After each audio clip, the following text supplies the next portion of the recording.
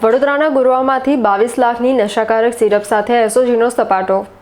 વડોદરા શહેર એસઓજી પોલીસે ગુરવા નર્મદા નગરી વિભાગ 3 સામે આવેલ પ્રમુખ ફ્લેટ્સની બંધ દુકાનમાં દરોડો પાડી નશાકારક કોડિન ફોસ્ફેટ સિરપનો મોટો જથ્થો ઝડપી પાડ્યો છે। એફએસએલ અને ફૂડ એન્ડ ડ્રગ્સ વિભાગની હાજરીમાં કરાયેલી તપાસમાં 16 પેટીઓમાંથી ₹22 લાખની કિંમતની 1920 બોટલો જપ્ત કરવામાં આવેલી છે।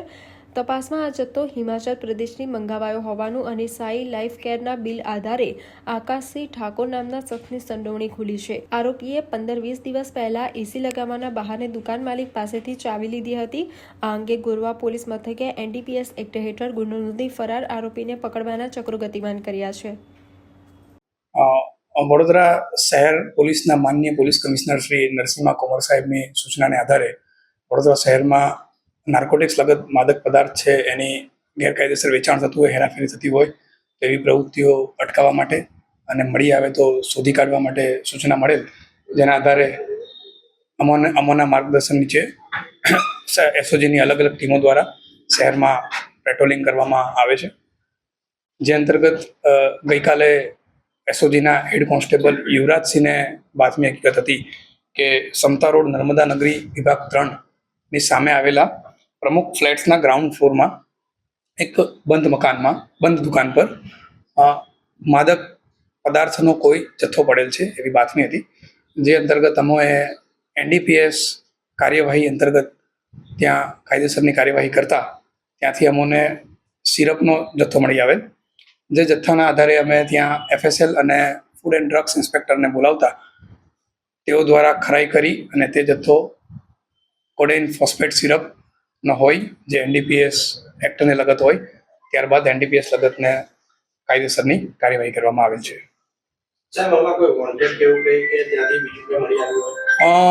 બંધ દુકાનમાંથી અમને 16 પેટી સિરપ મળી આવી છે કોડિન સિરપની, જેમાં એક પેટીમાં 120 બોટલ હતી, એટલે ટોટલ 1920 બોટલ મળી આવેલ છે।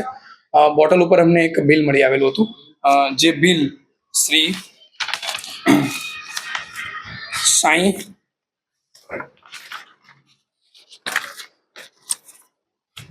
સાઈ લાઈફ કેર કરી અને એક દુકાનના નામનું એ બિલ હતું, જેની ડ્રગ ઇન્સ્પેક્ટરે ખરાઈ કરતા જે આકાશસિંહ ઠાકોરના નામે હતું અને આ વ્યક્તિ અગાઉ મેડિકલ પ્રેક્ટિશનર માટેનું લાયસન્સ મેળવેલું હતું, જેણે પોતે 2025માં એ લાયસન્સ સરેન્ડર કરેલું। સપ્લાય કરતું હતું અલગ અલગ દુકાનોમાં કે શું એનું રેકેટ શું છે? એ હવે આકાશસિંહ હજુ અમારા પકડની બહાર છે અને આ બાબતે ગોરવા પોલીસ સ્ટેશનમાં એનડીપીએસ એક્ટ હેઠળ ગુનો દાખલ કરી તપાસ એસઓજી પાસે રાખેલી છે। હવે તપાસમાં જે જાણવા મળશે એ આગળની હકીકત એમાં ખબર પડશે। આજુબાજુ કશું પૂછ્યું છે કે આ કેટલા વખતથી ચાલતું હતું? એ 15-20 દિવસથી જ એમણે ભાડે રાખેલી હતી। દુકાન જેની છે મકાન માલિકનો અમારા તપાસ દરમિયાન કોન્ટેક્ટ કરવામાં આવ્યો। એમનું કહેવું હતું કે 15-20 દિવસ પહેલા એણે દુકાન રાખી છે, હજુ એણે એનું રેન્ટ એગ્રીમેન્ટ કરેલ ન હતું, પરંતુ 2 દિવસ પહેલા એણે એવું કહ્યું કે મારે એસી નખાવું છે, એમ કરી અને ચાવી લઈ ગયેલો, એટલે દુકાનના માલિક એમને ચાવી આપેલી। લાયસન્સ કેન્સલ થયા પછી આ જથ્થો મૂકવામાં આવ્યો છે કે શું છે આમાં હકીકત શું છે?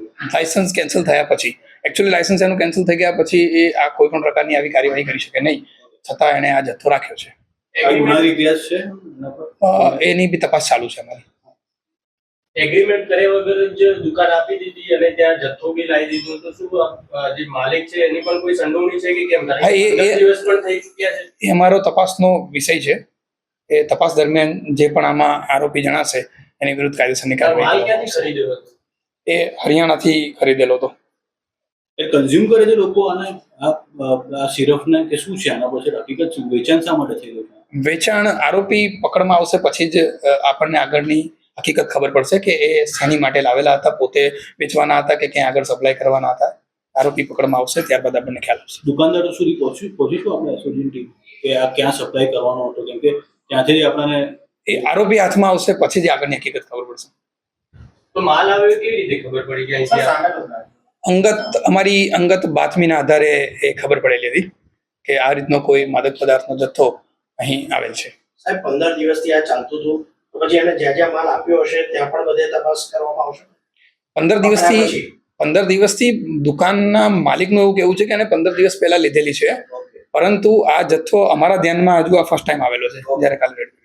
જ્યાંથી જથ્થો મંગાવવામાં આવે ત્યાં કોઈ તપાસ કરવામાં આવી છે? ત્યાં કોઈ પ્રાથમિક બાબત જાણવા મળી છે કેમ આપ્યું હતું? નહીં, એ તપાસ કરવામાં આવશે.